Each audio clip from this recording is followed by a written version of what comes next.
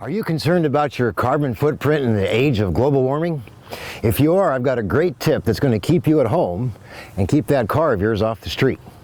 What I've got in my hand is a couple of nasturtium flowers, one orange and one yellow. I like the color contrast. And I'm sitting out here in the front yard of a neighbor, and I've got my empty Windex bottle now filled with water, which what I'm going to do is simply spray the grass in front of me until it reaches a point of accumulating some pretty large dewdrops. I've got plenty of drops here.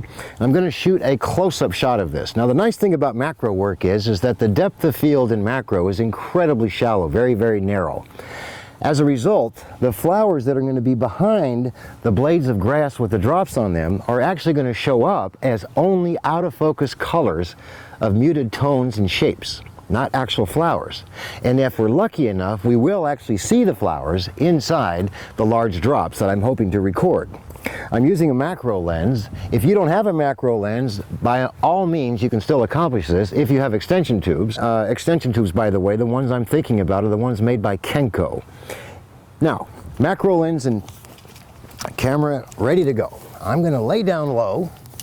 I'm going to move in close until I find, there's one right there actually, click. F11, 2/50th of a second is registering a correct exposure, and that's with 200 ISO. Now perhaps you're saying, oh, that's beautiful, Brian, it's nice, but you know what, I've got back problems. I can't get down low. Or perhaps you're thinking, I'm not getting down in that grass, it's going to ruin my clothes. Or perhaps you're also one of these people who lives in an apartment and you have no grass. Well, stay with me. I've got answers for all three of you. So what's my answer to those of you with back trouble? Those of you that live in an apartment? Those of you that just under no conditions are you going to get your clothes grass stained? Well, how's this? We go down to our local Lowe's, Home Depot, buy yourself a little bit of sod, and you put it here on the table.